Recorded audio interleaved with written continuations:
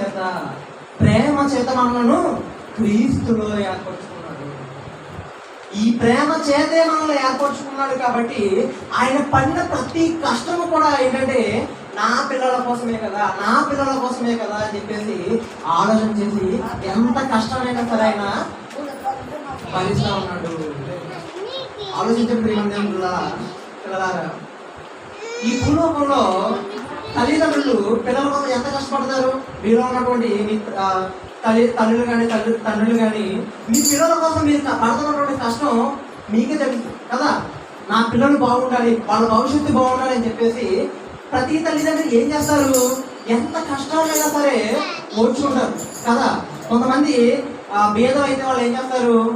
నాకు లేకపోయినా పర్లేదు తినడానికి, నా పిల్లలకు ఉంటే చాలు అని చెప్పేసి పిల్లల కోసం ఆలోచిస్తారు. అది ఎంత కష్టమైనప్పటికీ సరే.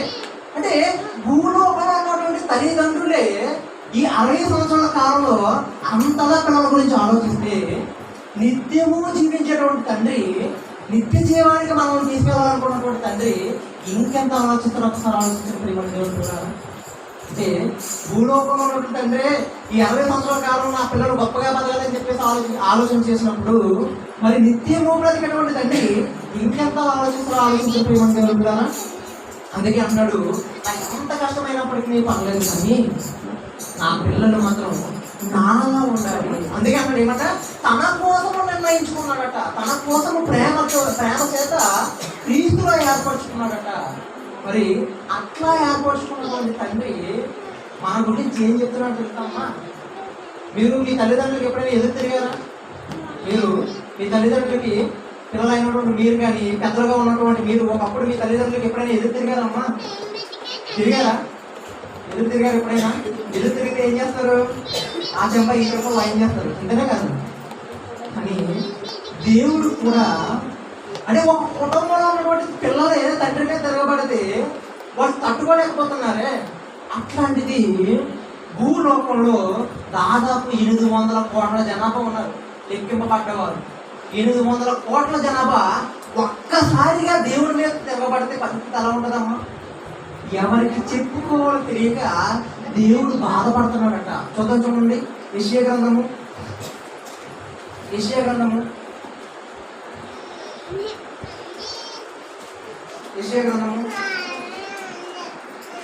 మొదటి అధ్యాయము 2వ వచనం. ఎవరికి చెప్పుకోవాలో తెలియక ఒక కుటుంబంలో ఉన్నటువంటి తండ్రి మీద అక్కడ 2 పిల్లలు కానీ ఒక పిల్లడు కానీ తిరగబడితేనే తల్లిదండ్రులు తట్టుకోలేరే.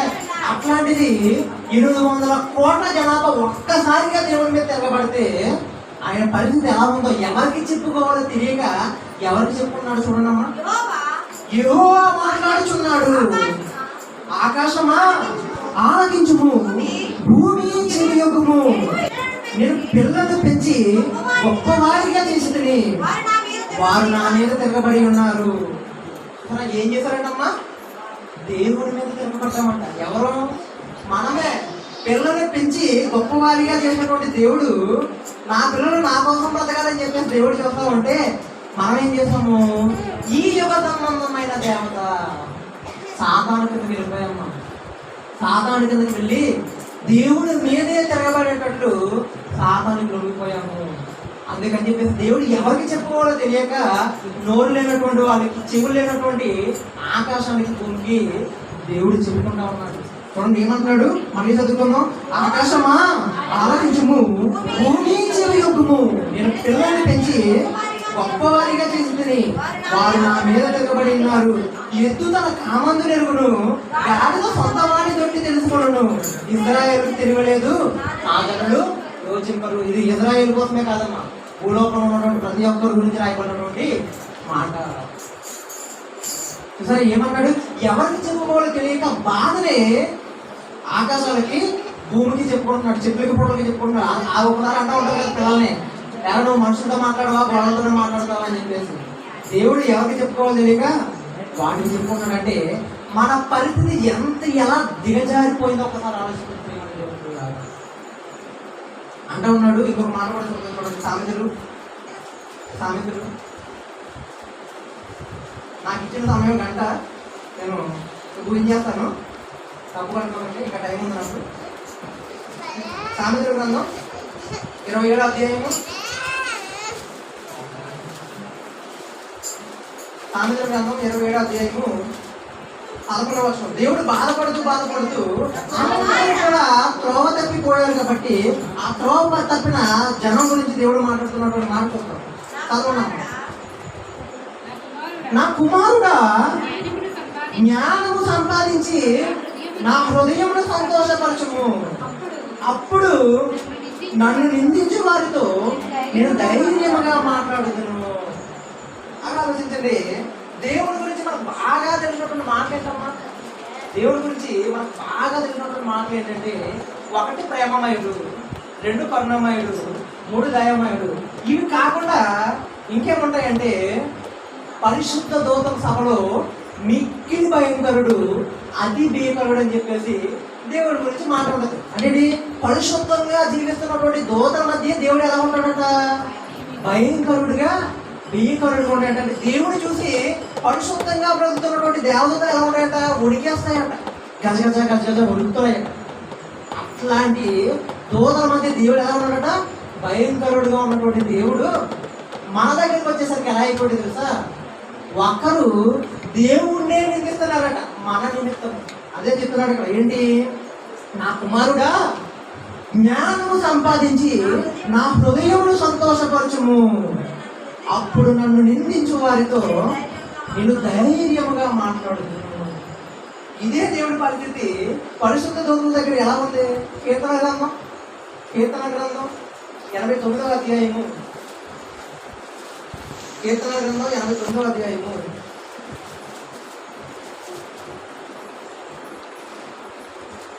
7వ వచనం చూడమ్మా. పరిశుద్ధ దూతల సభలో ఆయన మిక్కిలి భీకరుడు, ఆయన తన చుట్టూ ఉన్న వాళ్ళందరికంటే భయంకరుడు. అంటే పరిశుద్ధ దూతల సభలో అంత భయంకరంగా ఉన్నటువంటి దేవుడు పాపుడమైనటువంటి మన దగ్గరికి వచ్చేసరికి పరిస్థితి ఎలా అయిపోయిందంటే, నా కుమారుడు జ్ఞానం సంపాదించుకోమని చెప్పేసి అడుక్కుంటున్నాడు దేవుడు.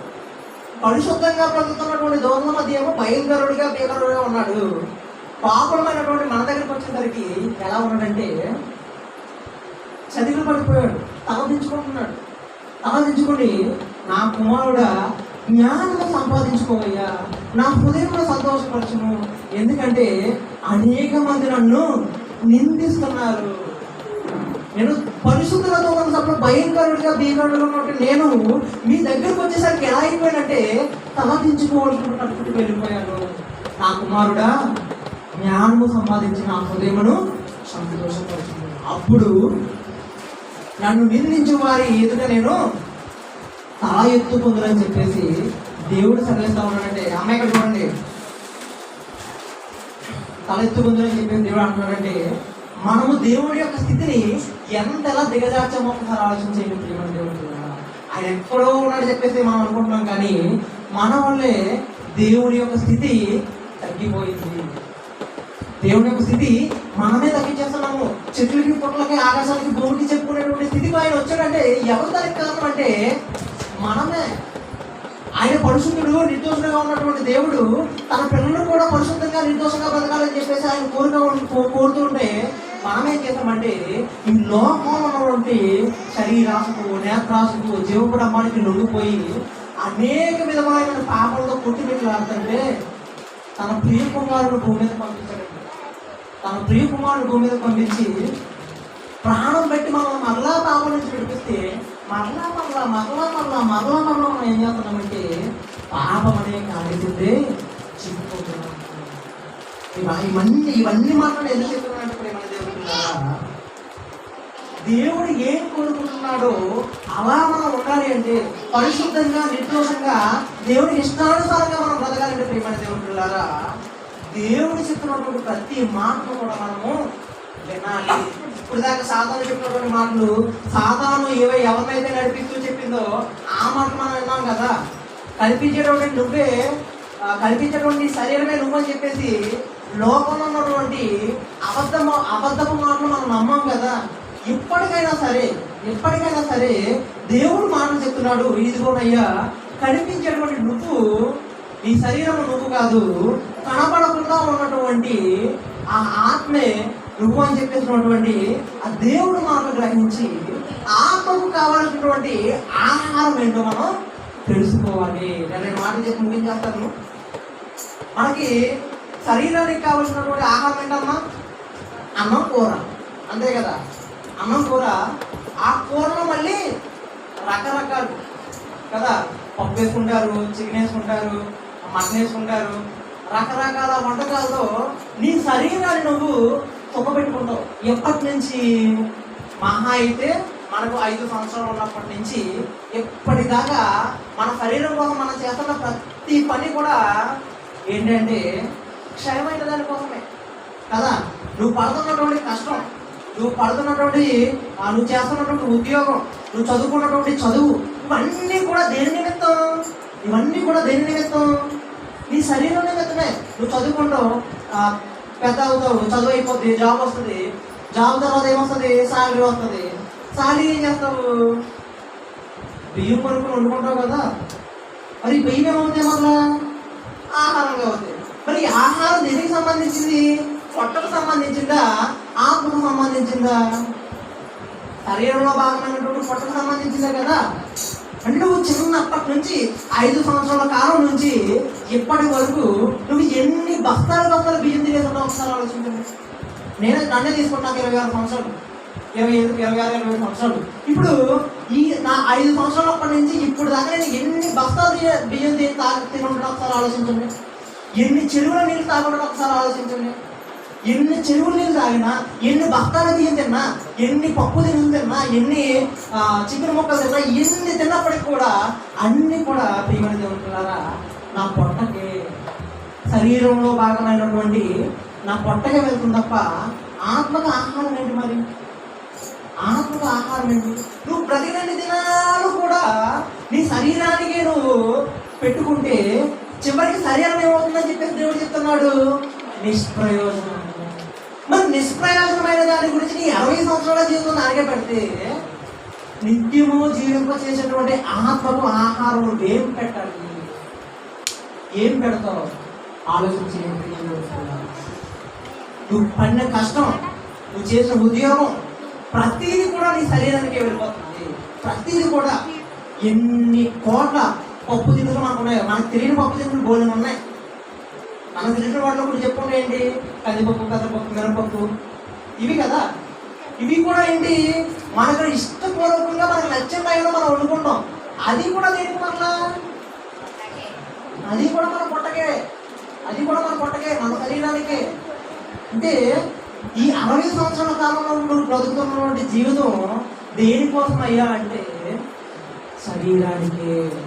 ఎంతలో కనబడి అంతలో మాయమైపోయినటువంటి ఈ శరీరానికే, ఈ జీవితానికే అని దేవుడు అంటా ఉన్నాడు.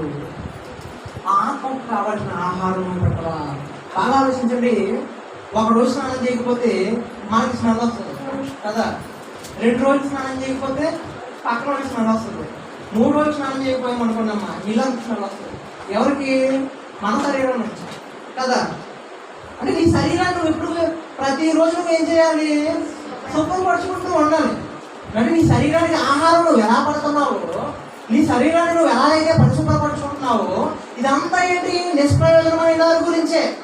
మరి నిత్యము నిన్ను జీవింపచేసేదానికి పరిశుభ్రత ఎక్కడ? ఆహారం ఎక్కడ? ఆలోచన చేశారు ఎప్పుడే కానీ? నువ్వు 6 రోజులు స్నానం చేయకపోతే నీ శరీరం మీద అంతా కూడా దద్దులుగా, కుప్పులుగా వచ్చేస్తూ ఉంటుంది. దాని నిమిత్తం నువ్వు ఏం చేసుకుంటావు? శుభ్రపరచుకుంటావు. మరి చిన్నప్పటి నుంచి కూడా నీకు ఊహ తెలిసినప్పటి నుంచి కూడా నువ్వు పాపపు జీవితమే బ్రతుకుతున్నావు కదా, పాప బ్రతుకులో నేను ఉన్నావు కదా. మరి నీ ఆత్మ ఉండిపోదా? నీ ఆత్మను నువ్వు శుభ్రపరచుకోవా? నీ ఆత్మకు నువ్వు ఆహారం పెట్టుకోవా? నీ ఆత్మ బలహీన పడదా? ఒకసారి ఆలోచించేయండి ప్రియమైన దేవుడు. అంటే ఆత్మ గురించి నేను ఎందుకు చెప్తున్నానంటే నిత్యము జీవింపజేసేది అదే, ఈ భూలోకంలో నువ్వు ఉన్నంత వరకు మాత్రమే నీ శరీరం. కానీ నిత్యము నువ్వు ఉండేది ఏంటంటే ఆత్మగానే ఉంటావు. కాబట్టి ఆత్మకే నువ్వు ఇవ్వాల్సినటువంటి ప్రాధాన్యత ఇవ్వాలి. కాబట్టి మరి ఆత్మను శుభ్రపరచుకోవడం ఎలాగా? ఆత్మకి ఆహారం ఎలాగంటే నువ్వు భూలోకంలో కష్టపడుతున్నటువంటి నీ శరీరం కోసం నువ్వు కష్టపడుతున్నటువంటి కష్టంగా నువ్వు చేయాలన్నంత అవసరం లేదు. నీ జీవితాంతం నువ్వు శరీరానికి పెట్టినంత విధంగా నువ్వు ఆత్మగా చేయాల్సిన అవసరం లేదు. ఒకే ఒకటే, నీ ఆత్మను నువ్వు శుభ్రపరచుకోవాలన్నా, నీ ఆత్మకు నువ్వు ఆహారం పెట్టాలన్నా దేవుడు ఒకే ఒకటి చెప్తున్నాడు. యాకోబు పత్రిక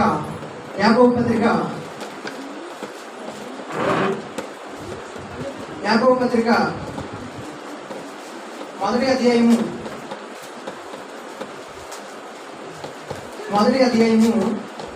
21. అందుచేత సమస్త కల్మషమును విర్రవీగుచున్న దుష్టత్వమును మాని లోపల నాటబడి మీ ఆత్మలను రక్షించుటకు శక్తిగల వాక్యమును సాత్వికముతో అంగీకరించుకుని. బాగా ఆలోచించండి. ఎంతలో కనబడి అంతలో మాయమైపోయేటువంటి నీ శరీరం కోసం నువ్వు ఎంతగానో కష్టపడాలి కదా. బకెట్తో వాటర్ పట్టాలి, బాత్రూమ్ తీసుకెళ్ళాలి, స్నానం చేయించాలి, శుభ్రపరచాలి, స్నానం చేసిన తర్వాత పౌడర్లు పోయాలి, తలకు నూనె పెట్టాలి.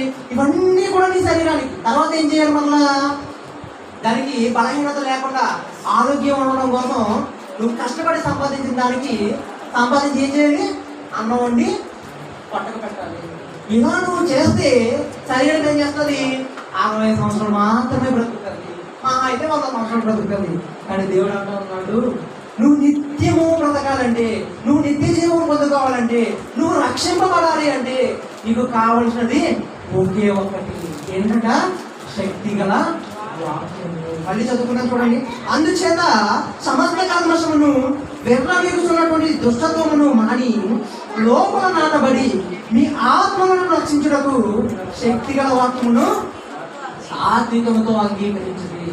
నువ్వు నీళ్లు పట్టక్కర్లేదు, బియ్యం తెచ్చుకోక్కర్లేదు, ఉద్యోగం చేయక్కర్లేదు, ఏమి చేయక్కర్లేదు. నువ్వు చేయాల్సినంత ఏంటంటే ఫ్రీగా వస్తున్నటువంటి వాక్యాన్ని అంగీకరించి ఆ విధంగా నడుచుకోవడం.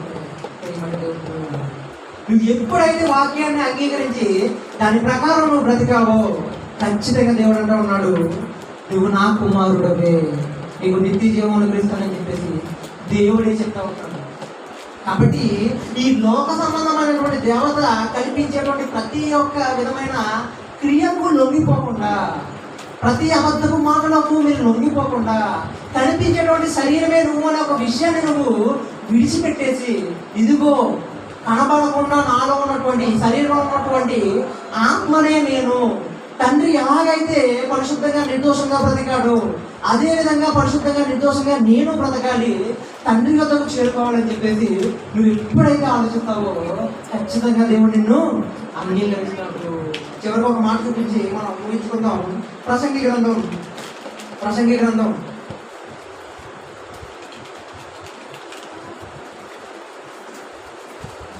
12వ అధ్యాయము 7వ వచనం. నువ్వు అంతగా కష్టపడిపోయి నీ జీవితాల్లో 60 సంవత్సరాలు కష్టపడి నీ శరీరానికి పెడుతున్నటువంటి ఈ కష్టార్జం అంతా ఏమైపోతుందంటే నిష్ప్రయోజనం అయిపోతుంది. ఎందుకంటే ఇక్కడ చెప్తున్నాడు చూడండి, మన్నైనది వెనుకటి వలె మరలా భూమికి చేరును, ఆత్మ దాన్ని దయచేసిన దేవుని యొద్దకు మరలా పోవును. కాబట్టి ఆలోచించే ప్రేమ దేవుని ద్వారా నీకు దయచేసినటువంటి ఆత్మ తండ్రి దగ్గరికి వెళ్ళాలా లేదా నరకంలోకి వెళ్ళాలా అదొక విషయము నీ మీదే ఆధారపడి ఉంది. నీ ఆత్మను అంటే నిన్ను తండ్రి దగ్గరికి వెళ్ళాలని చెప్పేసి నువ్వు ఆశపడుతున్నావా లేదా నరకంలోకి వెళ్ళాలని చెప్పేసి నువ్వు ఇష్టపడుతున్నావా? అవి నువ్వు శరీరం ద్వారా చేసేటువంటి క్రియల మూలంగానే ఆధారపడి ఉంది. కాబట్టి దేనికి ప్రాధాన్యత ఇవ్వాలి, దేనికి ప్రాధాన్యత ఇవ్వకూడదు అనే ఒక విషయాన్ని మీరు గుర్తెరిగి శరీరానికి ఎంతైతే అవసరమో అంతే ప్రాధాన్యత ఇచ్చి ఎక్కువ ప్రాధాన్యత దేనికి ఇవ్వాలి అంటే నీ ఆత్మకు ఇవ్వాలి. అప్పుడే నీ యొక్క ఆత్మ దేవుని యొద్దకు చేరుకుంటుంది. దేవుడు అప్పుడు సంతోషపడతాడు. కాబట్టి ఆలోచన చేయండి ప్రేమని దేవుడు అంటారా, శరీరం వేరు నువ్వు వేరు అనే విషయం నువ్వు తెలుసుకున్న విధంగానే అట్టి రీతిగా ఆత్మపూర్లుగా మీరు బ్రతకాలంటే అంతకంటే దేవుడికి సంతోషము ఏమీ లేదు. కలుసుకున్నట్లయితే ప్రార్థన చేస్తున్నాం. పరిశుద్ధుడు మహోన్నతుడు మహా ప్రేమ ప్రేమైన దేవ తండ్రి, నీకు ప్రియ కుమారుడుగా ప్రభావ మేము బ్రతకాలని చెప్పి ప్రభావ ఈరోజు అనేక విషయంలో ప్రభావ మీరు మాకు దయచేసినటువంటి వసతులను బట్టి మీకు వందనాలు తండ్రి. ఇదిగో ప్రభావ ఉన్నటువంటి ప్రతి ఒక్క విషయంలో తండ్రి, ప్రతి ఒక్క సృష్టిలో ఉన్నటువంటి ప్రతి ఒక్క విషయంలో తండ్రి మీరు చేసినటువంటి కష్టాన్ని మేము గుర్తెరుగు ప్రభావ. ఇదిగో ప్రభావ నీవు తండ్రి మాయలో ఉంచుకున్నటువంటి ఆశను ప్రభావ, ఆ చిత్తాన్ని తండ్రి మేము నెరవేర్చినటువంటి ప్రియకుమారుగా మేము ఉండడం మాకు సహాయం చేస్తారని ప్రభావ. మీరు ఎలాగైతే తండ్రి పరిశుద్ధంగా నిర్దోషంగా మీరు బ్రతుకుతూ ఉన్నారు తండ్రి, ఎలాగైతే మీరు జీవిస్తూ ఉన్నారు తండ్రి, అట్టి రీతిగా ప్రభావ పరిశుద్ధులుగాను నిర్దోషులుగాను మేము బ్రతుకుటకు మాకు సహాయం చేస్తారని తండ్రి. ఇదిగో తండ్రి ఈ లోకంలో ఉన్నటువంటి శరీరాశకు, నేత్రాశకు, జీవ ప్రభావం తండ్రి లొంగకుండా యేసుక్రీస్తు ప్రభుల వారు మాకు ఎట్టి మార్గాన్ని అయితే మాకు కలుగు చేశారో తండ్రి, ఆ మార్గాన్ని ప్రభువా మేము విడిచిపెట్టకుండా ప్రభువా తండ్రి అంతవరకు తండ్రి అదే మార్గంలో మేము ముందుకు వెళ్తూ పరిశుద్ధాత్మ యొక్క సహాయంతో ప్రభువా అడుగులు వేయడం మాకు సహాయం చేస్తారని ఇవ్వదండి. ఎటువంటి అపవాది ఆటంకములు కలగకుండా మీరే ముందు నడిపిస్తారని ప్రభువా ఇవ్వదండి. ఉన్నటువంటి సంఘ బిడ్డలను ప్రభువా, దైవజనులను తండ్రి, ఈ గ్రామ ప్రజలందరినీ కూడా ప్రభువా జ్ఞాపకం చేసుకుంటుందండి. దేవా మీరే వాళ్ళకి కావాల్సినటువంటి ప్రతి విషయంలో ప్రభావ తోడుగా ఉండి నడిపిస్తారండి. ఇదిగో ప్రభావ మా ఈ ప్రార్థన తండ్రి మీ పాదాల చెంతకు చేర్చుకోవాలి.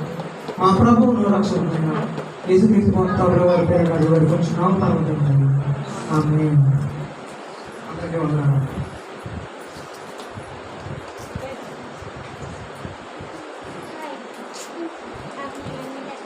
చక్కటి వాక్యాన్ని అందించి సమయాన్ని బలపరిచిన వినోద్ పాల్ గారికి ప్రభుపేట వందనాలు చెల్లించుకుంటున్నాం.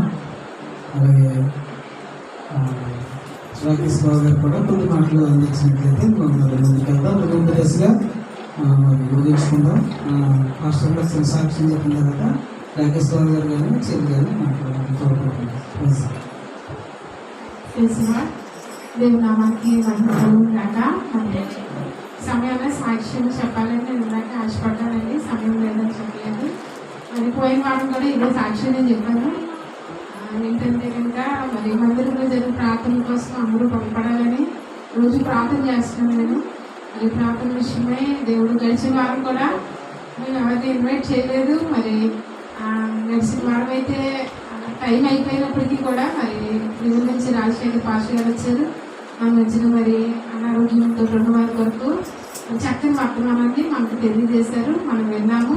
చాలా మంది స్వస్థతలు కూడా పొందుతున్నారు. మరి దేవుడే తన సేవకుల్ని మేమైతే ఆహ్వానించలేకపోతున్నాము. ఎందుకంటే ఇప్పుడున్న పరిస్థితిని బట్టి, మేమున్న స్థితిని బట్టి మేము ఎవరిని ఆహ్వానించలేకపోతున్నాం. కానీ ప్రభు అయితే ఆయన అద్భుతమైన కృపలో ఈ సంఘాన్ని ఈ చిన్న మందరూ ప్రేమించి సేవకులు పంపిస్తున్నారు. నాకు చాలా ఆశ్చర్యంగా సంతోషం అనిపిస్తుంది. రాత్రి కాలం ప్రియ దగ్గర మా నెంబర్ లేదు, ఫోన్లు మారిపోవడం, వాళ్ళ నెంబర్ మా దగ్గర లేకపోవడం అలా జరిగింది. ఎప్పుడో పాత నెంబరు సంజయ్ నాకు ఫోన్లో ఇదే జరిగింది. ఆ నెంబర్ కలవడం వల్ల మరి వదిన ఎప్పటి నుంచో ట్రై చేస్తున్నాము, మేము వస్తామని చెప్పినప్పుడు నాకు చాలా సంతోషం కలిగింది.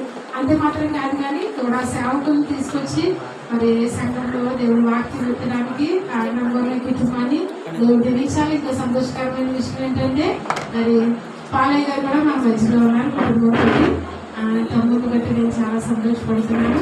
అలాగే ఇక్కడ వచ్చిన ప్రతి ఒక్కరికి నా నిండు వందనాలు. మీరు గమనించాలి, దేవుడు మన పక్షాన ఒక నిర్ణయాన్ని కలిగి ఉన్నాడు కదండి. నేను వచ్చిన వారితో ఈ మాట చెప్పట్లేదు కానీ కూర్చున్న సంఘముతో సేవ సహవాసం వారితో ఈ మాట చెప్తున్నాను. దేవుడు మన పక్షాన ఒక నిర్ణయాన్ని కలిగి ఉన్నాడు కదా, మనం తెలుసుకోలేకపోతున్నాం. ప్రతి వారము ప్రతి నెల దేవుడు మన మధ్యకి సేవకులను తీసుకొచ్చి మనకి ఎటువంటి ఆహారం అవసరమో ఏమి మనం పొందుకోవాలో మన మధ్యకు దేవుడు తీసుకొచ్చి మీతో మాట్లాడుతున్నాడు. గ్రహించండి, ప్రభు పనులకు ముందు వారగా ఉండి మీరు నడవాలని నేను ప్రభు నామ పెద్ద మీకు మనం చేస్తున్నాను. దేవుడు చిన్న సాక్షి దేవుడు దేవుని స్తోత్రం కలిగినాక సమయాన జిల్లా పరిషత్తులో ప్రభుత్వ ఉద్యోగం చేస్తూ విధులు నిర్వహిస్తున్న రాకేష్ బాబు గారిని కొద్ది మాటలు 2 మాటలు మాట్లాడాలని మేము ఎంతో ప్రేమపూర్వకంగా ఎదురు చూస్తున్నాం. అంతకంటే ఏం కాదు, కొత్త ఏం కాదు. ఎందుకంటే వారు మీకు తెలుసు, రాకేష్ గారు మీకు తెలుసు, ప్రియ కూడా చెల్లి కూడా చెల్లి పాట పాడతానంటున్నారు. 2 మాటలు, ఒకటైనా 2 మాటలు ఎక్కువ కాకుండా పర్లేదు. వారు మాట్లాడితే మాకు ఎంతో సంతోషం. హల్లెలూయా. ప్రతి ఒక్కరు రెండు చేతులెత్తి దేవాది దేవునికి స్తోత్రం చెల్లిద్దాం. హల్లెలూయా. మాకు ఈ యొక్క అవకాశం ఇచ్చిన దేవాది దేవునికి మొదటిగా స్తోత్రం చెల్లిస్తున్నాను. ఎందుకంటే ఎలా మాట్లాడాలో తెలియదు కానీ మాట్లాడుతున్నాను. అందులో కూడా దేవుడిని ఎక్కువగా ఆరాధించాలి, దేవుడిని స్తుతించాలి అనే విషయాల గురించి నేను గడిచిన దినాల్లో ఇక సంఘానికి వచ్చాను. మా బావగారి ద్వారా ఇక సంఘంలో ఉపవాస ప్రాంతంలో వచ్చాను అనుకుంటా. 5 సంవత్సరాలు అవుతుంది వచ్చి. ఇక సంఘం గురించి కూడా నేను అన్నదినం కూడా ప్రార్థన చేసేవాడు.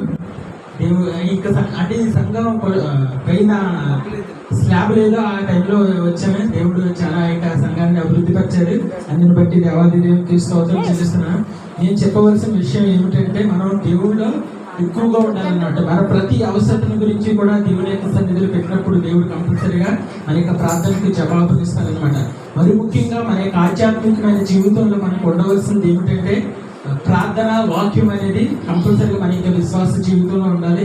అవి ఉన్నప్పుడు మాత్రమే మన యొక్క ఆత్మలు, మన దేవుని యొక్క వాక్యం విన్నాం కదా, మన యొక్క ఆత్మలు దేవుని యొక్క సన్నిధికి వెళ్ళాలంటే కంపల్సరీగా ప్రార్థన, వాక్యం అనేది కంపల్సరీగా మన యొక్క ఆధ్యాత్మికమైన జీవితంలో ఉన్నప్పుడు మాత్రమే మనం దేవుని యొక్క సన్నిధికి వెళ్తాం. లేకపోయినట్లయితే మనం నరకానికి చేర్చబడతామని చెప్పేసి దేవుని యొక్క వాక్యం విన్నాం. కాబట్టి అందరం కూడా దేవుని యొక్క వాక్యాన్ని అనునిత్యము కూడా చదివేవారిగా మనం ఉండాలన్నమాట. మనం అంటే దైవ సేవకులు అనేక విషయాలు మాట్లాడతారు, కానీ మనం వ్యక్తిగతంగా దేవుని యొక్క వాక్యాన్ని చదివి ఆ యొక్క వాక్యాన్ని ధ్యానించినప్పుడు దేవుడు ఇంకా మనకు అనేక విషయాలు తెలియపరుస్తారు. కాబట్టి మనం వ్యక్తిగతంగా దేవుని సన్నిధిలో వాక్యం చదవాలి, అలాగే ప్రార్థన చేయాలి. మరి ముఖ్యంగా వాక్యాన్ని ప్రార్థన చదివేటప్పుడు మనం ఎక్కువగా దేవుడిని ఆరాధించినప్పుడు దేవుడు యొక్క గొప్ప కార్యాలు మనం చూస్తామన్నమాట. నేను ఎందుకంటే ఇక విషయాలు చెప్తున్నానంటే, నేను వ్యక్తిగతంగా దేవుడి సన్నిధిలో ప్రార్థన చేసినప్పుడు కానీ, వాక్యం చదివినప్పుడు కానీ, వ్యక్తిగతంగా నా యొక్క మనస్సుతో దేవుడిని ఆరాధించినప్పుడు నేను ఆ యొక్క అనుభవాన్ని నేను పొందాను అనమాట. దేవుడే మనకు ఎలాగ ప్రార్థన చేయాలనే విషయాన్ని దేవుడు తెలియపరుస్తారు. అంత మాత్రమే కాదు, కానీ దేవుని యొక్క వాక్యాన్ని చదివినప్పుడు అనేక మర్మాలు దేవుడు మనకు బయలుపరుస్తారు అనమాట. కాబట్టి మన అందరం కూడా ఏం చేయాలంటే దేవుని యొక్క వాక్యాన్ని అనునిత్యము కూడా చదివే వారిగా ఉండాలని మీకు తెలియపరుస్తూ, నా యొక్క జీవిత సాక్ష్యాన్ని కూడా మరి ఒకసారి వచ్చినప్పుడు నేను తెలియపరుస్తున్నాను. మాకు ఈ అవకాశం ఇచ్చిన పాస్టర్ గారికి, పాస్టర్ గారికి కూడా వందనాలు చెల్లిస్తున్నాను. మరి ముఖ్యంగా ఒక విషయం మీ అందరికీ నేను తెలియపరచాలన్నది ఏమిటంటే, మన వినోద్ పాల్ మన యొక్క బాబాకి తన ఏంటంటే సాఫ్ట్వేర్ ఇంజనీర్ అనమాట. అంటే ఎక్కడ కూడా దేవుని యొక్క వాక్యాన్ని బైబిల్ ట్రైనింగ్ అవ్వలేదు. అంటే తను దేవుని యొక్క వాక్యాన్ని ధ్యానించడం ద్వారా ఆ యొక్క విషయాలు అంటే నేను కూడా అంటే దేవుడి ఎన్నో దినాల నుంచి ఉన్నాను, కానీ అంతగా నేను దేవుడి యొక్క వాక్యాన్ని నేను బోధించలేను. కానీ తను చాలా బిజీగా ఉంటాడు. అంటే సాఫ్ట్వేర్ ఇంజనీర్ అంటే చాలా కష్టం. కానీ తన అంతగా దేవుని యొక్క వాక్యాన్ని చెప్పడానికి గల కారణం ఏమిటంటే, తన దేవుని యొక్క వాక్యాన్ని అనునిత్యము కూడా ధ్యానించడం వల్లే అది సాధ్యం అన్నమాట. దేవుడు తనకు సహాయం చేసి దేవుడు నడిపిస్తానన్నమాట. అంటే మనం చూసినట్లయితే మనం సాఫ్ట్వేర్ ఇంజనీర్ కాదు. సాఫ్ట్వేర్ ఇంజనీర్ అంటే ఎంత బిజీ అనేది మీ అందరికీ తెలుసు. కానీ తను అంతగా దేవుని యొక్క వాక్యాన్ని దేవుడిలో ఉంటున్నాడంటే మనం చాలా ఆశ్చర్యపోవాలన్నమాట.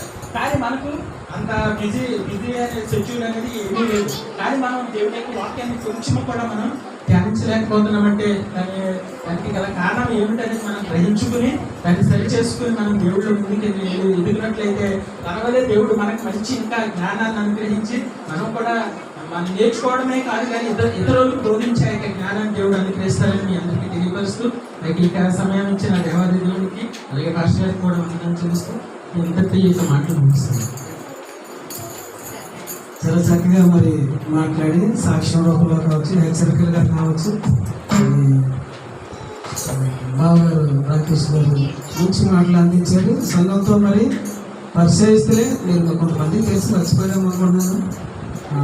ఆయన ఆ సమయంలో ఎంతో బాధాకరమైన నైట్ టైం కూడా వచ్చారు. ఆయన ఉపవాస కుటుంబంలో కూడా వచ్చారు. పైన స్లాబ్ లేదు, చాలా బాధపడుతున్న సమయంలో ఆయన కూడా మరి మనం ప్రేమించి సంఘాన్ని ప్రేమించి చెల్లి కూడా మరి ఎంతో దూరం నుంచి ఎప్పుడు వస్తానని తన ప్రేమ మరి సాగుతూ ఉంటుంది. ఇప్పుడు కూడా ఎనీ టైం వెల్కమ్ సార్ మీకు. Praise Lord. మరి ఏదైతే ప్రార్థన తరఫున ప్రార్థన మందిరం వారి తరఫున ఒక పాట పాడి చెల్లి మరి దేవుడు స్తుతిస్తానంటుంది కనుక ప్రత్యేకమైన పాట ప్రియా వచ్చి పాడాలని ప్రయత్నం చేస్తాను.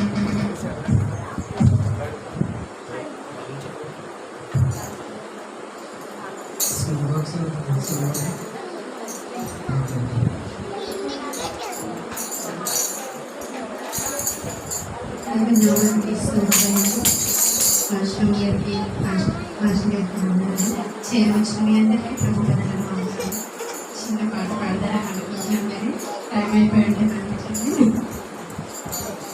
వినువేలేని నా జీవితం నీ చేతిలో పడగానే అది ఎంతో విలువని నాకు చూపితివే. జీవమేలేని నాలో నీ జీవము నింపుటకు నీ జీవితాన్ని ధారపోసితివే. విలువేలేని నా జీవితం నీ చేతిలో పడగానే అది ఎంతో విలువని నాకు చూపితివే. జీవమేలేని నాలో నీ జీవమును నింపుటకు నీ జీవితాన్ని ధారపోసితివే.